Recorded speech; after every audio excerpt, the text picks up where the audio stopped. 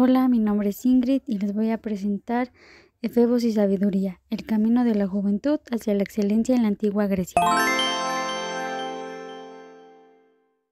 pesar de la modestia en la que vivían muchos griegos, la higiene personal era una prioridad en su cultura. Desde el periodo arcaico, los niños aprendían a nadar y se bañaban en ríos y mar. En casa, los esclavos ayudaban a sus señores, virtiendo agua sobre ellos mientras se mantenían en recipientes de cerámica o metal que contaban con un desagüe en el fondo. También existían baños públicos, espacios de encuentro y discusión reservados solo para hombres, ya que las mujeres no podían concurrir. La rutina de higiene incluía lavarse las manos antes de comer y a menudo las limpiaban con migajas de pan, dado que comían con las manos. Mientras que muchos hacían sus necesidades al aire libre, se utilizaba una especie de inodoro conocido como amis y había orinales infantiles disponibles. En cuanto a apariencia, la barba larga era común entre los hombres hasta que, en el periodo helenístico, la costumbre de afeitarse comenzó a extenderse, convirtiendo las barberías en establecimientos populares. Las mujeres libres, en contraste con las esclavas, se llevaban el cabello corto, lucían largas cabelleras que cuidaban con atención, utilizando cosméticos, perfumes, tintes, espejos y peines.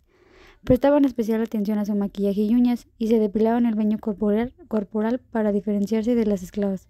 Sin embargo, a pesar de sus esfuerzos por mantener la higiene personal, las ciudades a menudo estaban marcadas por la suciedad y el desorden. En la antigua Grecia, los trajes eran confeccionados principalmente en el hogar por las mujeres, utilizando herramientas como telares, usos y ruecas. Las prendas eran sencillas, con pocas diferencias entre los hombres y las mujeres. Los tejidos más comunes eran la lana, el cáñamo y el lino, y a partir del periodo helenístico se comenzaron a utilizar el algodón y la seda. Los hombres generalmente vestían de blanco, mientras que las mujeres llevaban colores más variados como el amarillo y el rojo. Una de las principales prendas era el quitón, una túnica sin mangas que se ceñía a la cintura. Para los hombres llegaba hasta las rodillas y para las mujeres hasta los pies. Sobre el quitón se usaba el imatión, un manto rectangular que se echaba sobre el hombro izquierdo y se recogía en el lado opuesto, permitiendo la libertad de movimiento en el brazo.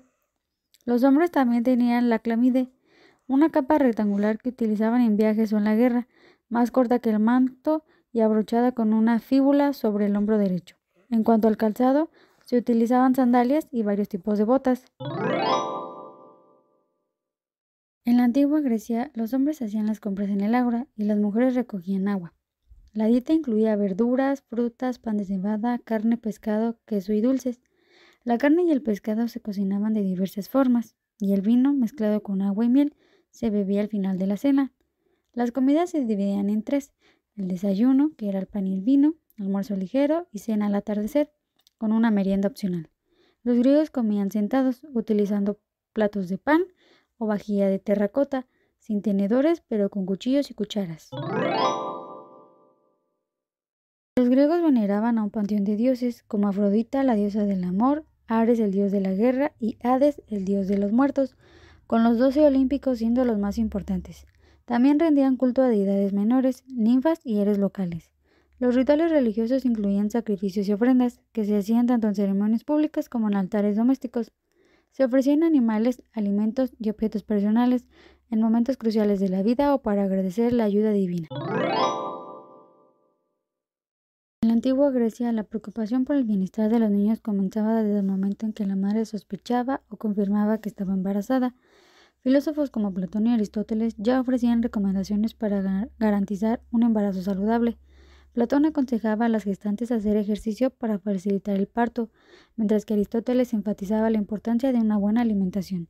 Cuando llegaba el momento del nacimiento, la costumbre dictaba que solo las mujeres asistieran a la madre, quienes la acompañaban en un lugar reservado de la casa, generalmente el gineceo, un espacio privado y protegido, ideal para preservar la intimidad del momento.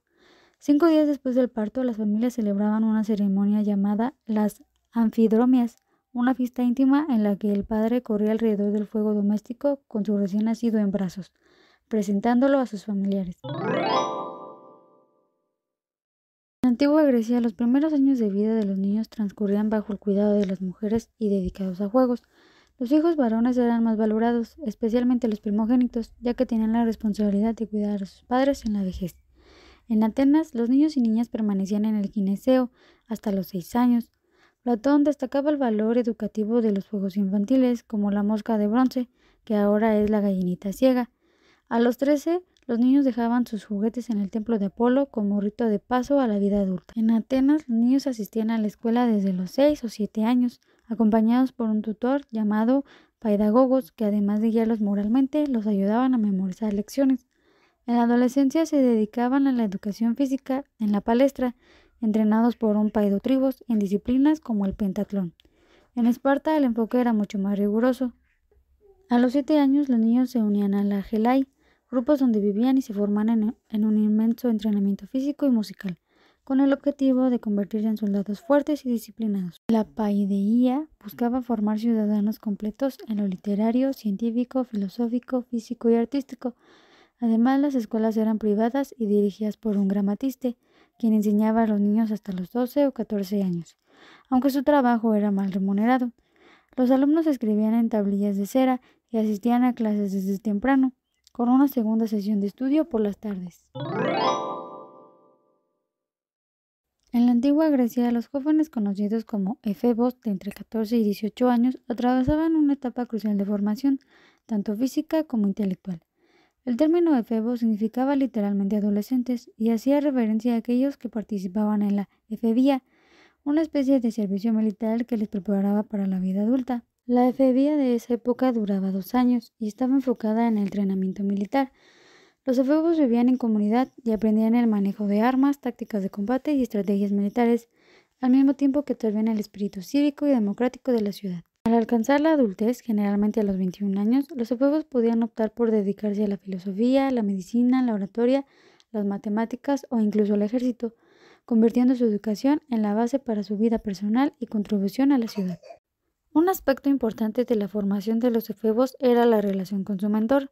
Este mentor solía ser un hombre maduro, respetado entre la aristocracia griega, con gran habilidad en el combate y la estrategia. Sin embargo, esta relación no se limitaba a la enseñanza, pues a menudo incluía un componente sexual. Aunque no siempre era vista como romántica, se trataba de una relación pedagógica en la que el mentor, o Erastes, asumía el rol dominante, mientras que el efebo, o Erómenos, ocupaba el rol pasivo, al aún ser joven y en formación. Estas relaciones duraban hasta que el efebo se convertía en adulto, simbolizado por el crecimiento de su barba. En ese momento, el joven alcanzaba el estatus de hombre y podía convertirse en Erastis para otros efebos, asegurando la transmisión del conocimiento de generación en generación.